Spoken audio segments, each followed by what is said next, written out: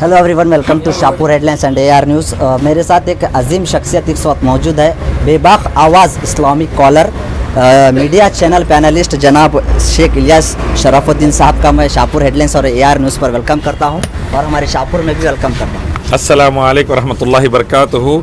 Shahpur Headlines और AR news को मैं मुबारकबाद देना चाहता हूं कि एक माशाल्लाह शाहपुर के अंदर और यादगिरी डिस्ट्रिक्ट में और पूरे कर्नाटक और हिंदुस्तान में खैर की कोशिश कर रहे हैं। अल्लाह ताला इस खैर में इजाफ़ा फरमाए, शर से महफूज रखे और अल्लाह ताला सबको सलामती, शांति, उन्नति दे। बड़ी खुशी की बात है अल्हम्दुलिल्लाह आज आप लोगों से बात करते हैं।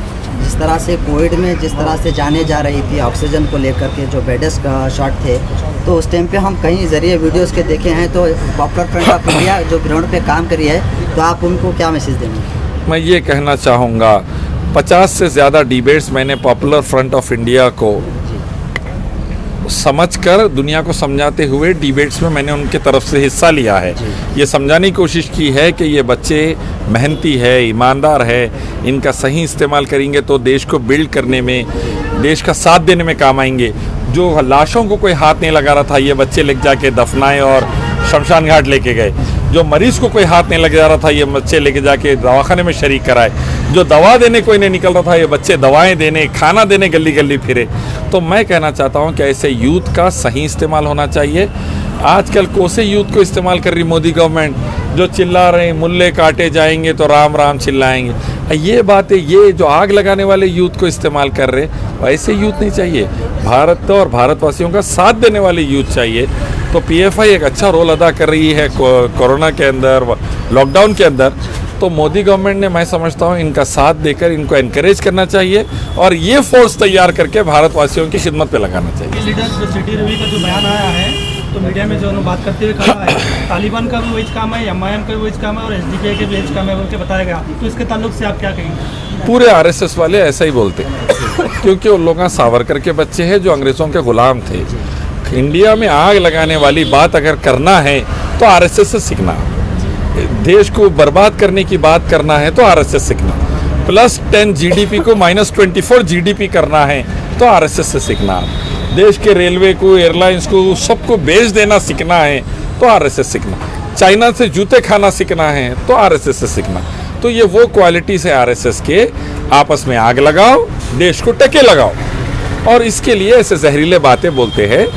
तालिबान अगर बुरे हैं तो फिर तालिबान के पॉलिटिकल सेक्रेटरी शेर मोहम्मद अब्बास स्टैंजाई को इंडियन एम्बेसी ख़तर में बुलाए के को हमारे एम्बेसडर बातचीत के को करे, साथ में बिरयानी के को खाए। तालिबान बुरे हैं तो फिर लड़ो ना भाई, उनसे बात क्यों कर रहे? दूसरा ये है कि हिंदुस्तानियों को तालिबान तालिबान बोल के ताना मारना और जाके तालिबान के साथ बिरयानी खाना, ये गलत तरीक़ा है। हमको बोला पाकिस्तान चले जाओ, खुद नवाज शरीफ की बच्ची की शादी अटेंड करके नवाज शरीफ की अम्मा के पैरा पड़ के आना, ये बिल्कुल गलत तरीका है। डबल स्टैंडर्ड, हिपोक्रेसी, मुनाफिकत है। एक ही रवैया रखिए आप और देश को संभालने की, शांति उन्नति लाने की, बेरोज़गारों को रोज़गार दिलाने की, किसानों की खुदकशी रोकने की और जो चीज़ें बिक रहे हैं उसको रोक के, बचा के इम्प्रूव करने की बात करिए। ये जहरीले जवाब बातें मत करो बोलिए इंशाल्लाह। जिस तरह से कोरोना वबा के चलते लॉकडाउन लगाया गया था, तो उसको कहाँ तक सही समझते? एक इंटेलिजेंट और लॉजिकल लॉकडाउन कुरान, सही हदीस और मॉडर्न साइंस से जनवरी 27, 2020 को हमने फ्रेम दिया था कि भाई अल्लाह के नबी ने फरमाया जहाँ पर वबा है वहाँ से बाहर ना निकले और वहाँ बाहर वाले ना जाएं। इसको इंटेलिजेंट लॉकडाउन बोलते। ये नहीं लगा कि मोदी जी रातें रात एकदम आके जो अनाउंसमेंट करके जो जनरल लॉकडाउन लगा डाले, उसमें हज़ारों ने, लाखों मजदूर एक जगह से दूसरी जगह चले गए, कितनों को वायरस था नहीं मालूम, कई लोग मर गए रास्ते में, ट्रेन के नीचे कट गए, लाखों नौकरियां तबाह हो गए, कंपनियां बंद हो गए। तो ये वाला स्टेप बेवकूफ़ी का था।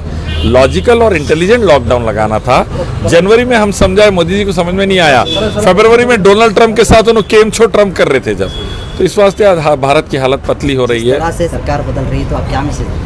मैं ये कहना चाहता हूँ कि ख़रीदे हुए MLA के ऊपर जो सरकार रहती है ज़्यादा दिन नहीं टिकती, क्योंकि MLA ख़रीद कर आप थोड़े दिन थूक पॉलिश से काम चला सकते, लंबा मजबूत काम नहीं कर सकते। मजबूत काम करने के लिए ईमानदारी वाली सरकार होनी चाहिए। यहाँ पर 2 से 3 पार्टीज है जो कर्नाटक स्टेट लेवल पर है, तो खुद को अपने अपने अंदाज में सेकुलर कहते हैं, तो आप किसको सेकुलर मानेंगे? आज की तारीख में जितने parties BJP, RSS, BHP, Bajrang Dal, ये ऑर्गेनाइजेशन और बीजेपी को छोड़कर जितने पार्टीज है, वो तमाम पार्टियों के अंदर खैर भी है, शर भी है। 50% अच्छाई, 50% बुराई, किसी में 60% अच्छाई, 40% बुराई। तो मैं ये कहना चाहूँगा, जितने भी कांग्रेस हो या ममता बनर्जी की टीएमसी हो या लालू यादव की आरजेडी हो या हमारी एमआईएम हो, इन तमाम में खैर है और थोड़ा बहुत शर भी होगा। तो ये खैर को प्रमोट करने के लिए इनको लाना चाहिए और बीजेपी को हटाकर देश को बचाना चाहिए, जिसमें सिर्फ शर ही शर है, खैर नहीं है। कोई भी तबका भारत का, कोई भी धर्म का सुकून में नहीं है पिछले 7 सालों में। मीडिया में जो आप डिबेट करते हैं, जो कोई आता है जो मोटी मोटी रकम लेके जो मीडिया में डिबेट करता है, तो ये भी अफवाह ये भी है कि इलियास शरफुद्दीन साहब भी मोटी मोटी रकम रख के कितना जमा करेंगे? इलियास शरफुद्दीन माशाल्लाह 5 साल में 1500 से ज़्यादा डिबेट तो 24 टीवी चैनल पे कराए। डिबेट में जाने से पहले भी किराए के घर में था, आज भी किराए के घर में। अल्हम्दुलिल्लाह पहले भी घर चलाते थे, 2 छोटे भाइयाँ, बड़ी वालिदा, पापा आर्मी में थे तो वालिदा को वजीफ़ा आता, और बड़ी बहन डॉक्टर है उन्होंने, और ख़रीब के कुछ लोग हेल्प कर देते ज़रूरत पड़ी तो। हमारे आरिफ भाई, ज़रूरत पड़ी इनको फ़ोन कर लेता हूँ कभी, हालात टाइट चले तो ऐसे लोग हेल्प करते, घर चल जा रहा अल्हम्दुलिल्लाह। आज भी इलियास शरफुद्दीन किराए के घर में है। जिस दिन इलियास शरफुद्दीन मोदी जी के जैसा 10 लाख का सूट पहन लिया, 7-8 हज़ार के प्लेना ख़रीद लिया, 2 लाख का पेन लगा लिया, 5 लाख की ऐनक लगा लिया मोदी जी के साथ, उस दिन समझना इलियास शरफुद्दीन की भी कहीं ना कहीं सेटिंग हो गई। आज तक अल्हम्दुलिल्लाह और इंशाल्लाह मरते दम तक इलियास शरफुद्दीन को ख़रीदने के वास्ते कोई मीडिया चैनल या किसी के पास दम नहीं है, हमारे ईमान को ख़रीदने के लिए इंशाल्लाह। हाँ, ये बात बिल्कुल है कि मैं कहीं जाता हूँ लेक्चर्स वगैरह के लिए तो कुछ तोहफ़ा देते हैं तो मैं कबूल करता हूँ। मीडिया वालों से मैंने तोहफ़ा भी कबूल नहीं किया।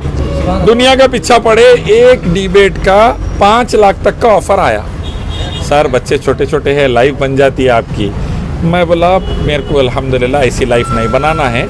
कभी तुम लोगों को पैसों की ज़रूरत है तो बोलो, हम लोग मुसलमान ज़कात निकालते हर साल, तुम लोगों को देंगे इंशाअल्लाह अल्लाह के फज़ल। देने के लिए हम आपको बहुत जज़ाकल्लाह खैर। आप लोग मेरा इंतज़ार करें, यहाँ तक I am really grateful to all of you.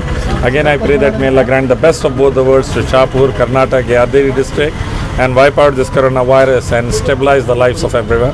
अल्लाह सबके ज़िंदगियों को स्टेबलाइज करे, अच्छी करे, ये बीमारी ख़त्म करे और सलामती आफ़ियत दे शाहपुर, यादगीर, कर्नाटक, भारत और दुनिया को। और जो जालिम है अल्लाह उन लोगों को हिदायत दे, हिदायत के काबिल नहीं है तो कोरोना के ज़रिए अल्लाह बुला ले रब्बुल आलमीन। अस्सलाम वालेकुम।